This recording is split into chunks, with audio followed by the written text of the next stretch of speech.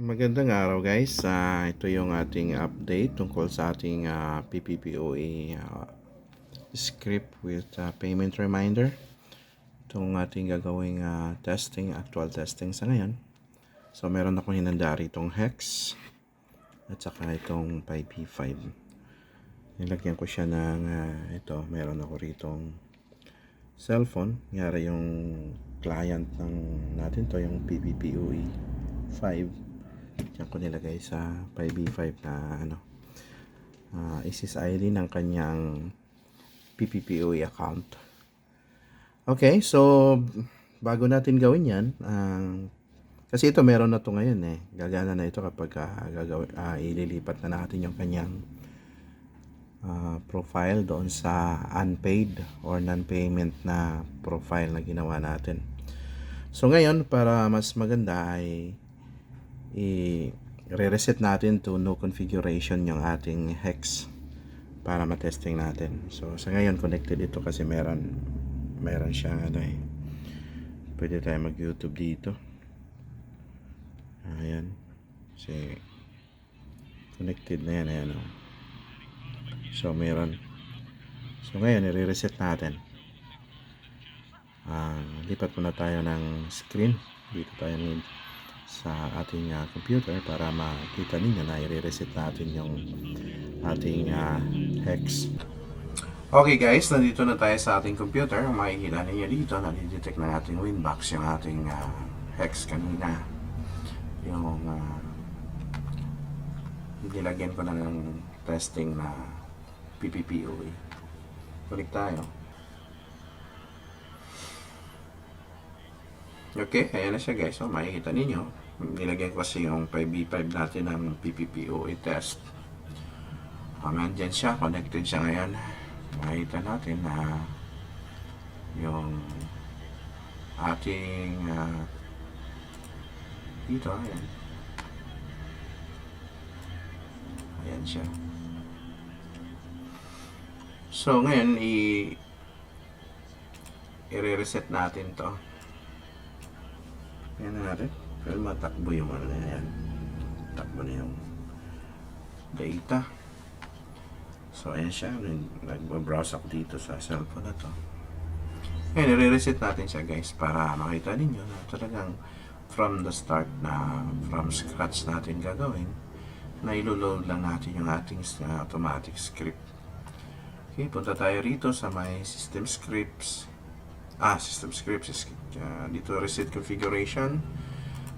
Check na lang natin yung ating no default configuration dyan. Click dito, reboot natin. Ayan, habang nagpi-play yung natin kung stop yung pag-play ng na to. Ayan, i-reset na siya.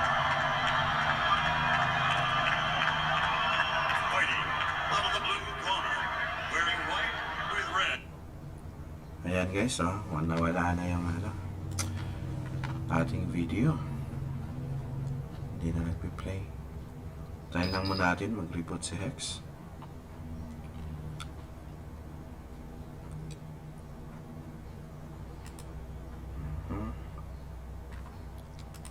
Prepare ko muna yung ating script.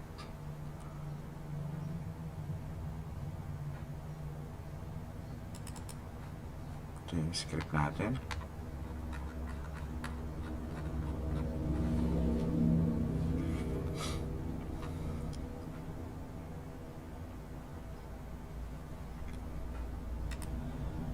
Yan na siya. Tanggalin natin yung password. Yan. Lagyan lang muna natin ng admin. Oy, nyari. Biglang bumitaw. Malit. Admin lang muna guys. Dito para balik tayo rito. Admin. Okay, so makita ninyo ayan na siya. Walang ka-config yan dyan. So ngayon, ilo-load natin yung ating script dito. select all lang, then copy. Lagay natin dito sa new terminal. Paste lang natin, guys. Yan. Tayo lang natin matapos siya.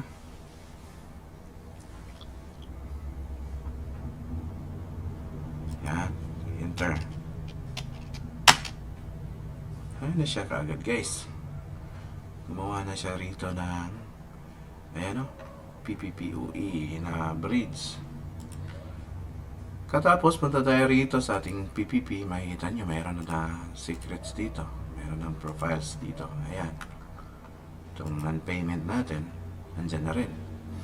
So ngayon, kailangan natin lagyan ng internet yung ating Microtech. Punta tayo rito. Tapos uncheck ko lang to, yung ganyan. Pwede nyo naman igawa dito. Yan ang ginagawa ko lagi. ISP, tapos yung dyan, add natin yung ating DHCP client. Uncheck lang natin itong dalawa. Ito pwede na natin pabayaan para kahit anong sa ISP pwede nang gagana kaagad yung ating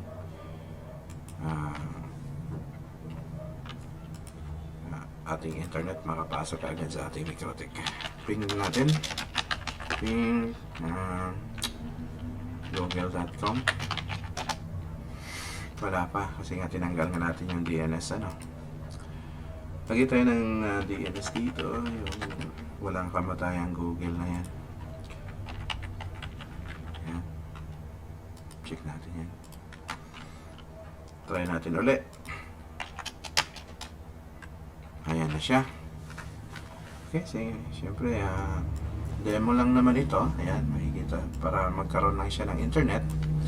So siyempre guys, yung ating bridge ay hindi ko pa sinama kung aling mga ports ang isasama mo dyan, kasi hindi ko naman alam kung dyan sa actual na setup mo ay mayroon ng mga naka-assign na mga ports sa iba't ibang gamit ninyo. Kaya hinayaan ko muna kayo na lang pipili kung anong ports ang sasama mo doon sa iyong PPPoE. So, punta tayo rito sa bridge. Kasi wala pa kasing naka-assign na ports. Ayan. I-assign ko lang muna yung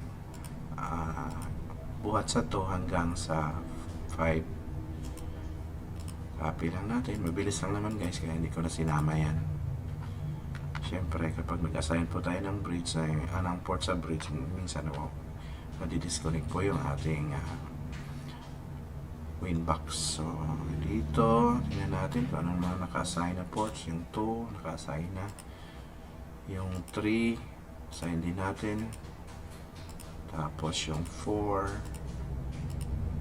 yung 5. Yan. Ganun guys, gagana na po yan. Pero yung ating payment reminder, hindi pa yun magpa-pop up kasi nga hindi naman siya mag-automatic na maglagay rito ng files dito sa web proxy na ito. Makikita nyo guys yung dito sa akin kasi pagka before ko na reset meron na po kasi ito.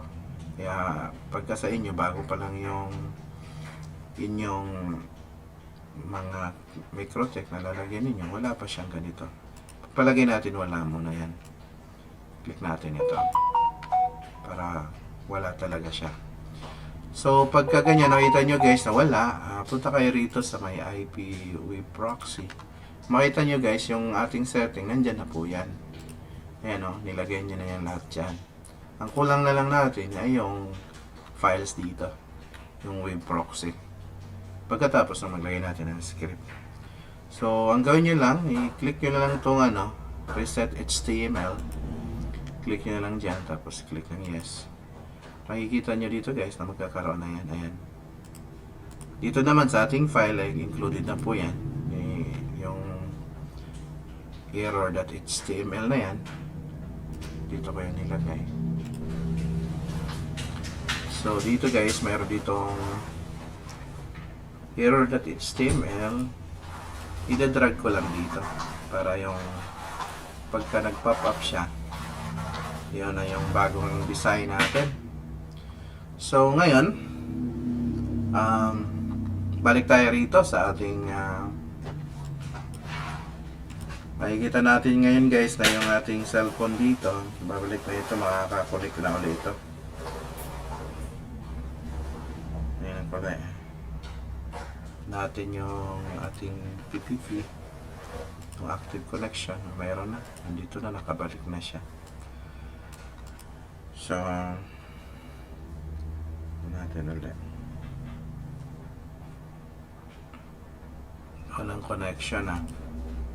Dito tayo, marami kulang yung ano natin. Dito sa may firewall, maglagay daw ako ng nut dito.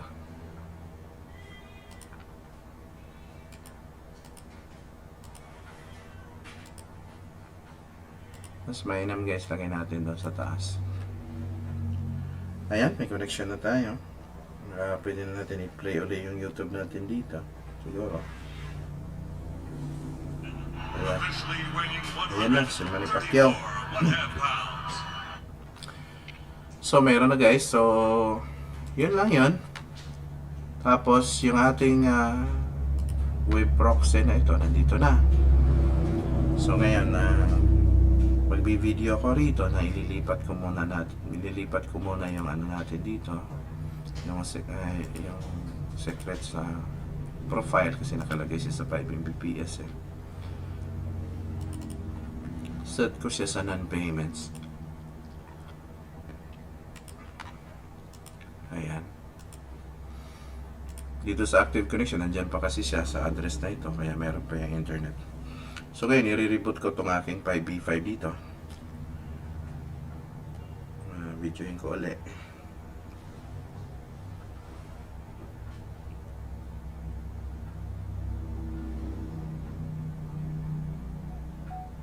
Ayan siya guys, so may internet siya.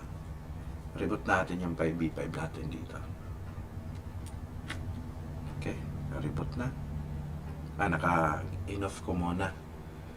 Tapos, ibalik ko kay, mayroon naman dito pala sa ating screen. Pwede ko lang ito i-flash sa inyo mamaya. So, ayan. So, wala siyang power. Makikita natin dito sa ating cellphone. Lumipat na siguro ito ng ibang, lumipat na ng ibang SSID. So, on ko lang ulit. Matandaan nyo guys, nilipat ko yung natin, yung PPPoE client doon sa ating unpaid or non-payments na profile. Antayin lang natin mag-stable yung 5B5 guys, para makita natin na talagang gumagana ito. At saka guys, siya pala, itong script na to, supposedly na ibibigay ko lang to ng free. Kaso medyo mahirap pala gawin. Kahit mahihila siguro ako na kahit magkano na donation. Wala namang fixed amount. Yung galing na lang sa inyong mga puso. So makikita nyo guys, ayan, lumitaw na ulit yung ating PPPoE client doon. Maganda na lang tayo mag-stable at magkaroon dito ng ng PPPoE na SSID. Ayan na, pumalik na siya. Ito. Click natin to.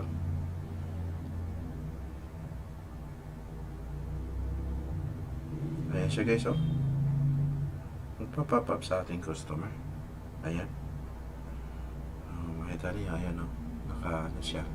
Nakalagay na siya doon sa ating address na unpaid or non-payment na mga IP pool. So, yun lang guys. Maaari nyo na itong ma-download, pero hingi mo na ako ng kahit magkano lang po. Kahit magkano, wala pong fixed amount po. Yung sa tingin nyo po ay talagang makakatulong sa akin din. At saka makahingi din sana ako ng subscription sa inyo po. Nabubulol na ako. Subscription. Yun lang po, at magandang araw po sa atin lahat guys. Sana makatulong ito kasi pagka magpa-config po tayo, medyo may kamahalan po kasi itong mga ganito. Sige po, yan lang po muna at magandang araw sa ating lahat.